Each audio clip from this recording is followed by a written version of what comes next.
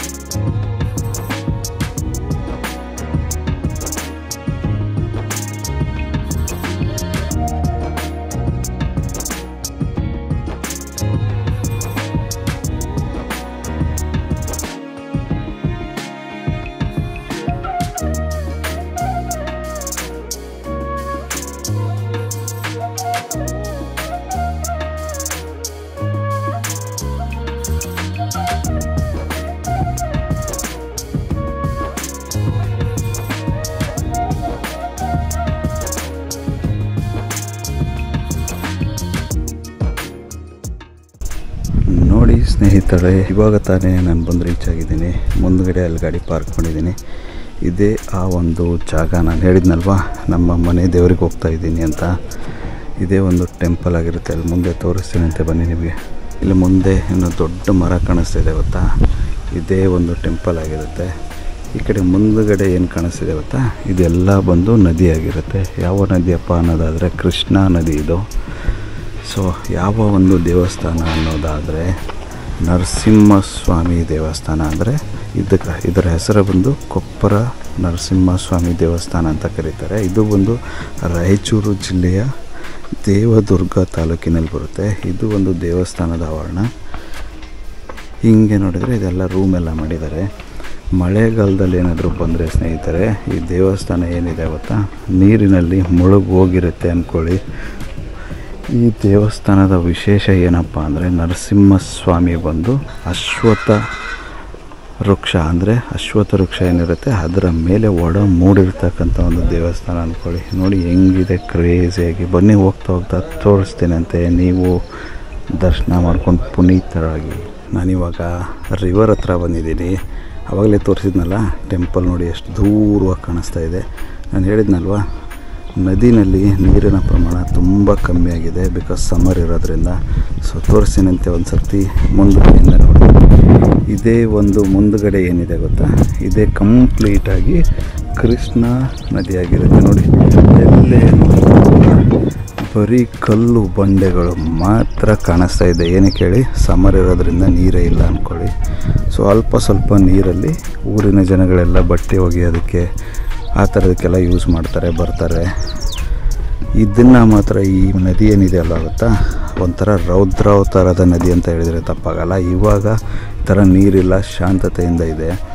But ಏನಾದರೂ ನೀರಿದ್ದಾಗ ದೇವಸ್ಥಾನ ತೋರಿಸಿದೆ ಗೊತ್ತಾ ಸ್ನೇಹಿತರೆ, ಮೇಲ್ಗಡೆ ಅದನ್ನೆಲ್ಲ ಮುಳುಗಿಸ್ಬಿಟ್ಟಿರುತ್ತೆ. ಅಂದರೆ ಅದೆಲ್ಲ ಸಂಪೂರ್ಣವಾಗಿ ನೀರಲ್ಲಿ ಮುಚ್ಚಿಕೊಂಡು ಹೋಗಿರುತ್ತೆ ಅಂದ್ಕೊಳ್ಳಿ. ಅಷ್ಟೊಂದು ನೀರಿರುತ್ತೆ, ಸಕ್ಕತ್ತಾಗಿರುತ್ತೆ ನೀರಿರೋ ಟೈಮಲ್ಲೆಲ್ಲ ಬಂದರೆ. ಇವಾಗ ಫುಲ್ ಬಿಸಿಲು ಸಮ್ಮರ್ ಇರೋದ್ರಿಂದ ಈ ಥರ ನೀರಿಲ್ಲದೆ ಇರೋದು ಅಂದ್ಕೊಳ್ಳಿ.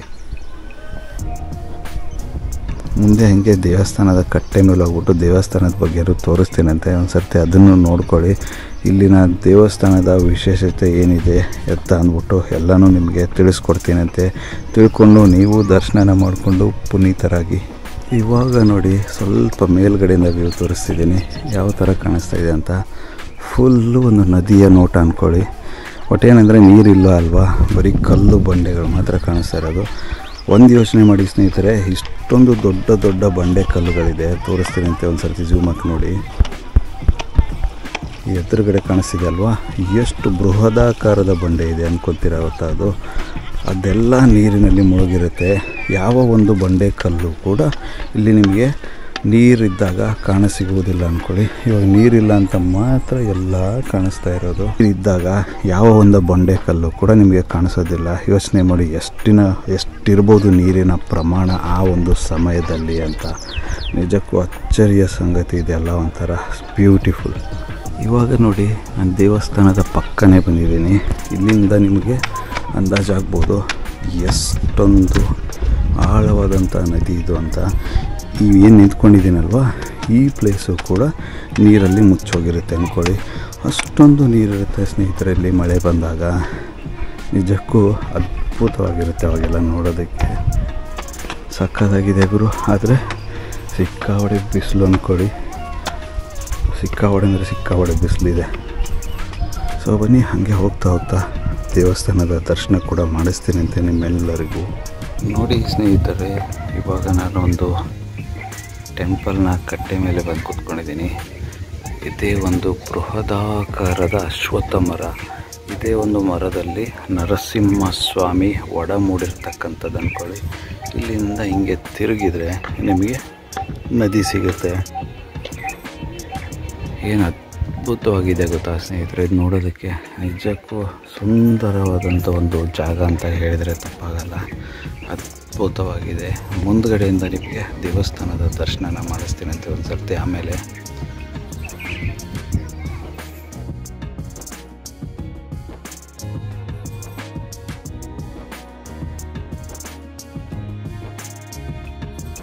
ಕೊಪ್ಪರ ಲಕ್ಷ್ಮೀ ನರಸಿಂಹ ದೇವಸ್ಥಾನ. ಕೊಪ್ಪರ ಲಕ್ಷ್ಮೀ ನರಸಿಂಹ ದೇವಾಲಯವು ನರಸಿಂಹದೇವರನ್ನು ಮರದ ರೂಪದಲ್ಲಿ ಪೂಜಿಸುವ ವಿಶಿಷ್ಟ ಏಕೈಕ ದೇವಾಲಯವಾಗಿದೆ. ಇಂತಹ ಅದ್ಭುತ ರೂಪದಲ್ಲಿ ನರಸಿಂಹದೇವರನ್ನು ಪೂಜಿಸುವ ದೇವಾಲಯವು ಬೇರೆಲ್ಲಿಯೂ ಕಾಣಸಿಗುವುದಿಲ್ಲ. ಕೊಪ್ಪರ ಲಕ್ಷ್ಮೀ ನರಸಿಂಹ ದೇವಾಲಯವು ಕರ್ನಾಟಕ ರಾಜ್ಯದ ರಾಯಚೂರು ಜಿಲ್ಲೆಯ ದೇವದುರ್ಗ ತಾಲೂಕಿನ ಕೊಪ್ಪರ ಗ್ರಾಮದ ಕೃಷ್ಣಾ ನದಿಯ ದಂಡೆಯ ಮೇಲಿದೆ. ಇಲ್ಲಿ ನರಸಿಂಹದೇವರು ಮರದ ರೂಪದಲ್ಲಿ ಉಪಸ್ಥಿತಿಯಾಗಿರುವುದರಿಂದ ಭಕ್ತರನ್ನು ಅತ್ಯಂತ ವಿಶಿಷ್ಟವಾಗಿ ಆಕರ್ಷಿಸುತ್ತದೆ. ಯಾವ ಒಂದು ಮರದಲ್ಲಿ ನರಸಿಂಹಸ್ವಾಮಿಯು ಮರದ ರೂಪದಲ್ಲಿ ನೆಲೆಸಿದ್ದಾರೋ ಆ ಒಂದು ಮರ ಸಾಲಿಗ್ರಾಮ ಶಿಲೆಗಳಿಂದ ತುಂಬಿದೆ ಎಂದು ನಂಬಲಾಗುತ್ತದೆ. ಎಲ್ಲರಿಗೂ ಗೊತ್ತಿರೋ ಹಾಗೆ ಹಿರಣ್ಯಕಶಿಪು ಪ್ರಹ್ಲಾದರಾಜರಿಗೆ ಕೇಳುತ್ತಾರೆ, ಎಲ್ಲಿ ನಿನ್ನ ಹರಿಯು ಅಂತ. ಆವಾಗ ಪ್ರಹ್ಲಾದರಾಜರು ಉತ್ತರಿಸುತ್ತಾ ಹೇಳುತ್ತಾರೆ, ನನ್ನ ಹರಿಯು ಸರ್ವಾಂತರ್ಯಾಮಿಯಾಗಿದ್ದಾರೆ, ಎಲ್ಲೆಲ್ಲೂ ಇದ್ದಾರೆ ಅಂತ. ಅದೇ ರೀತಿಯಲ್ಲಿ ನರಸಿಂಹದೇವರು ಸರ್ವವ್ಯಾಪಿ, ಅವನು ಪ್ರತಿ ಪರಮಾಣುವಿನಲ್ಲಿಯೂ ಕುಳಿತಿದ್ದಾನೆ. ಅಂತೆಯೇ ಇಲ್ಲಿರುವ ಈ ಮರದಲ್ಲಿ ನರಸಿಂಹದೇವರಿದ್ದಾನೆ, ಅದು ಮರದ ರೂಪದಲ್ಲಿ ನೆಲೆಸಿದ್ದಾನೆ. ಈ ಒಂದು ದೇವಾಲಯ ಅತ್ಯಂತ ಪ್ರಶಾಂತದಾಯಕ ಹಾಗೂ ಪ್ರಾಕೃತಿಕ ಸೌಂದರ್ಯದಿಂದ ಸೊಬಗಿನಿಂದ ತುಂಬಿರತಕ್ಕಂಥ ಒಂದು ಪುಟ್ಟ ಚಿಕ್ಕದಾದಂಥ ದೇವಾಲಯವಾಗಿದೆ. ಕೊಪ್ಪರ ಲಕ್ಷ್ಮೀ ನರಸಿಂಹ ದೇವಾಲಯದ ಮೂಲ ಭೃಗುಮುನಿಯ ವಂಶಸ್ಥರಾದ ಕಾರ್ಪರ ಋಷಿ ಎಂಬ ಮಹಾನ್ ಮುನಿಯು ಕೃಷ್ಣಾ ನದಿಯ ದಡದಲ್ಲಿ ಪ್ರತಿದಿನ ನರಸಿಂಹದೇವರನ್ನು ಪೂಜಿಸುತ್ತಿದ್ದರು. ಇವರ ಸೇವೆಯಿಂದ ಸಂತುಷ್ಟಗೊಂಡ ನರಸಿಂಹದೇವರು ಪ್ರತಿನಿತ್ಯ ಕಾರ್ಪರ ಋಷಿಗೆ ದರ್ಶನವನ್ನು ನೀಡುತ್ತಿದ್ದರು. ಭಗವಂತನ ದರ್ಶನದ ನಂತರವೇ ಕಾರ್ಪರ ಋಷಿ ಪ್ರತಿನಿತ್ಯ ಊಟ ಮಾಡುತ್ತಿದ್ದರು. ಸತ್ಯಯುಗವು ಕಳೆದಂತೆ ಭಗವಾನ್ ನರಸಿಂಹದೇವರು ಕಾರ್ಪರ ಋಷಿಗಳಿಗೆ ಇನ್ನು ಮುಂದೆ ಭೌತಿಕ ರೂಪದಲ್ಲಿ ನಾನು ನಿನಗೆ ಕಾಣಸಿಗುವುದಿಲ್ಲ, ಬದಲಿಗೆ ಮರದ ರೂಪದಲ್ಲಿ ನಾನು ನಿನಗೆ ದರ್ಶನವನ್ನು ನೀಡುತ್ತೇನೆ ಎಂದು ತಿಳಿಸುತ್ತಾರೆ. ಅಂದಿನಿಂದ ಇಂದಿನವರೆಗೂ ನರಸಿಂಹದೇವರನ್ನು ಇಲ್ಲಿ ಮರದ ರೂಪದಲ್ಲಿ ಪೂಜಿಸಲಾಗುತ್ತದೆ. ಇಲ್ಲಿ ಒಂದು ಘಟನೆಯ ಸಂದರ್ಭದಲ್ಲಿ ಮರವನ್ನು ಕಡಿಯಲು ಮುಂದಾದಾಗ ಮರದ ಒಳಗಿನಿಂದ ಸಾಲಿಗ್ರಾಮ ಶಿಲೆಗಳು ಬೀಳಲು ಪ್ರಾರಂಭಿಸುತ್ತವೆ. ನರಸಿಂಹನು ಈ ವೃಕ್ಷದಲ್ಲಿ ಪ್ರತ್ಯಕ್ಷನಾಗಿ ತನ್ನ ಭಕ್ತರನ್ನು ಅನುಗ್ರಹಿಸುತ್ತಾನೆ ಎಂಬುದು ಇದರಿಂದ ಸಾಬೀತಾಗಿದೆ. ಇಲ್ಲಿ ಷೋಡಶ ಬಾಹು ನರಸಿಂಹ ಅಂದರೆ 16 ಬಾಹುಗಳುಳ್ಳ ನರಸಿಂಹ ಸ್ವಾಮಿಯನ್ನು ಸಾಲಿಗ್ರಾಮ ಶಿಲೆಯ ಮೂಲಕ ಪ್ರತಿನಿತ್ಯ ಪೂಜಿಸಲಾಗುತ್ತದೆ. ಇಲ್ಲಿ ನರಸಿಂಹ ಜಯಂತಿಯ ಸಮಯದಲ್ಲಿ ವಿಶಿಷ್ಟವಾದಂಥ ಪೂಜೆ ನರಸಿಂಹಸ್ವಾಮಿಗೆ ಜರುಗುತ್ತದೆ. ನೀವೇನಾದರೂ ಈ ಒಂದು ಅತ್ಯದ್ಭುತವಾದಂಥ ದೇವಾಲಯವನ್ನು ಇನ್ನೂವರೆಗೂ ನೋಡಿಲ್ಲ ಅನ್ನೋದಾದರೆ ಆದಷ್ಟು ಬೇಗ ನಿಮ್ಮ ಕುಟುಂಬದೊಂದಿಗೆ ಈ ಒಂದು ದೇವಸ್ಥಾನಕ್ಕೆ ಭೇಟಿ ನೀಡಿ, ಹಾಗೆ ನರಸಿಂಹನ ಕೃಪೆಗೆ ಪಾತ್ರರಾಗಿ. ಸ್ನೇಹಿತರೆ, ನಾನು ಕೊಪ್ಪರ ನರಸಿಂಹ ಸ್ವಾಮಿ ದೇವಸ್ಥಾನದಿಂದ ಹೊರಟು ಬೇರೆ ಒಂದು ಅತ್ಯದ್ಭುತ ಜಾಗಕ್ಕೆ ಹೋಗ್ತಾ ಇದ್ದೀನಿ. ಇವತ್ತು ಹೋಗ್ಬಿಟ್ಟು ಅಲ್ಲೇ ಹಾಲ್ಟ್ ಮಾಡ್ತಾ ಇದ್ದೀನಿ. ಸೊ ಯಾವುದಪ್ಪ ಅದು ಜಾಗ ಅಂತ ನಾಳೆ ಬೆಳಗ್ಗೆ ನಿಮಗೆಲ್ಲ ಹೇಳ್ತೀನಿ ಅಂತ. ಇನ್ನೊಂದು ಜಸ್ಟ್ 20 ಕಿಲೋಮೀಟರ್ಸ್ ಇದೆ ನಾನು ಹೋಗಿ ರೀಚ್ ಆಗೋದಕ್ಕೆ ಆ ಒಂದು ಜಾಗಕ್ಕೆ. ಇವತ್ತಿನ ಈ ಒಂದು ಲಾಗ್ನ ಎಂಡ್ ಮಾಡಬೇಕಿತ್ತು. ನಾನು ಎಲ್ಲಿ ನಿಂತ್ಕೊಂಡಿದ್ದೀನಿಪ್ಪ ಅನ್ನೋದಾದರೆ ನಾನು ಹಿಂದ್ಗಡೆಗೆ ನೋಡಿ ಸ್ನೇಹಿತರೆ, ಒಂದು ಅದ್ಭುತವಾದಂಥ ಸನ್ಸೆಟ್ ಆಗ್ತಾ ಉಂಟು. ಅದಕ್ಕೋಸ್ಕರ ನಾನು ಈ ಒಂದು ರೋಡಲ್ಲಿ ನಿಂತ್ಕೊಂಡಿದ್ದೀನಿ. ಕ್ಯಾಮ್ರಾನ ಆ ಕಡೆಗೆ ತಿರುಗಿಸ್ಬಿಟ್ಟು ತೋರಿಸ್ತೀನಿ ಅಂತ ಒಂದು ಸರ್ತಿ ನೋಡ್ಕೊಳ್ಳಿ. ಸಖತ್ತಾಗಿದೆ, ರಿಯಲ್ ಆಗಿ ನೋಡೋದಕ್ಕೆ ಬ್ಯೂಟಿ. ನೀವು ಮಜಾ ಮಾಡಿ. ಈ ಒಂದು ಅದ್ಭುತವಾದಂಥ ಸನ್ಸೆಟ್ಟು ಬರಡು ಭೂಮಿ ಆದಂಥ ಉತ್ತರ ಕರ್ನಾಟಕದ ಬಿಸಿಲು ನಾಡಾದಂಥ ರಾಯಚೂರು ಜಿಲ್ಲೆಯಿಂದ ಈ ಒಂದು ಸನ್ಸೆಟ್ನ ನಿಮಗೆ ತೋರಿಸ್ತಾ ಇರೋದು. ಬನ್ನಿ ನೀವು ನೋಡ್ಬಿಟ್ಟು ಎಂಜಾಯ್ ಮಾಡಿ. ನೋಡಿ ಹೆಂಗಿದೆ ಕಲರ್ ಸ್ನೇಹಿತರೆ, ಬ್ಯೂಟಿ ಮಾತ್ರ. ಇದು ನೋಡೋದಕ್ಕೆ ಒಂಥರ ಸಖತ್ ಕ್ರೇಜಿ ಆಗಿ ಉಂಟು.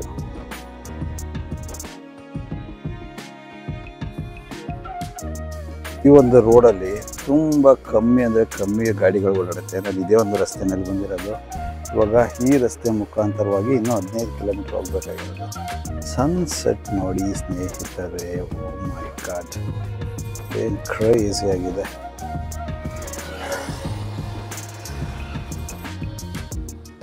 ಬರೀ ಕಣ್ಣಲ್ಲಿ ನೋಡೋದಕ್ಕೆ ವಿಸ್ಮಯವಾಗಿದೆ ಸ್ನೇಹಿತರೆ. ಎಷ್ಟೊಂದು ದೊಡ್ಡದಾಗಿ ಕಾಣಿಸ್ತಿದ್ದಾನೆ ಈ ಒಂದು ಸೂರ್ಯ ಅಂದರೆ ನಿಜಕ್ಕೂ ಅದ್ಭುತ ಅಂದ್ಕೊಳ್ಳಿ. ಇಲ್ಲೆಲ್ಲೇ ನೋಡಿ ಯಾವುದೇ ಭೂಮಿನಲ್ಲಿ ಏನೂ ಬೆಳೆದಿಲ್ಲ, ಬಿಕಾಸ್ ನೀರಿಲ್ಲದೆ ಇರೋ ಕಾರಣ. ನಾನು ನಿನ್ನೆಯಿಂದ ಹೇಳ್ತಾ ಇದ್ದೀನಿ, ಮಳೆ ಪ್ರಮಾಣ ತುಂಬ ಕಮ್ಮಿ ಇರೋದ್ರಿಂದ ಯಾವುದೇ ಡ್ಯಾಮ್ಗಳಲ್ಲೂ ನೀರಿಲ್ಲ. ಇದೆಲ್ಲ ಒಣ ಬೇಸಾಯದ ಪ್ರದೇಶ. ಸೊ ಹಂಗಾಗಿ ಇಲ್ಲೂ ಕೂಡ ನೀರಂತ ಎಕ್ಸ್ಪೆಕ್ಟ್ ಮಾಡೋಂಗೇ ಇಲ್ಲ. ಈ ಒಂದು ಅದ್ಭುತವಾದಂಥ ಸನ್ಸೆಟ್ನ ನಿಮಗೆ ತೋರಿಸೋಣ ನಿಂತ್ಕೊಂಡು ಅಂದ್ಕೊಳ್ಳಿ. ಈ ಒಂದು ಅದ್ಭುತವಾದಂಥ ಸನ್ಸೆಟ್ ಹೆಂಗಿತ್ತು ಅಂತ ಕಮೆಂಟ್ ಬಾಕ್ಸಲ್ಲಿ ಕಮೆಂಟ್ ಮಾಡಿಬಿಟ್ಟು ತಿಳಿಸಿ. ಇವತ್ತಿನ ಈ ಒಂದು ವ್ಲಾಗ್ ನಿಮ್ಗೆ ಏನಾದರೂ ಇಷ್ಟ ಆಗಿದ್ದರೆ ದಯವಿಟ್ಟು ಲೈಕ್ ಮಾಡಿ, ಕಮೆಂಟ್ ಮಾಡಿ, ಶೇರ್ ಮಾಡಿ. ಹಾಗೆ ಚಾನಲ್ಗೆ ಹೊಸದಾಗಿದ್ದರೆ ಸಬ್ಸ್ಕ್ರೈಬ್ ಮಾಡೋದನ್ನು ಮಾತ್ರ ಮರೆಯಬೇಡಿ. ಮತ್ತೆ ಮುಂದಿನ ಹೊಸ ಲಾಗ್ನೊಂದಿಗೆ ಮತ್ತೆ ಸಿಗ್ತೀನಿ ಅಂತೆ. ಅಲ್ಲಿವರೆಗೂ ನಗ್ತಾಯಿರಿ, ನಗಿಸ್ತಾಯಿರಿ, ನಗ್ತಾಯಿರಿ. ಜೈ ಹಿಂದ್, ವಂದೇ ಮಾತರಂ.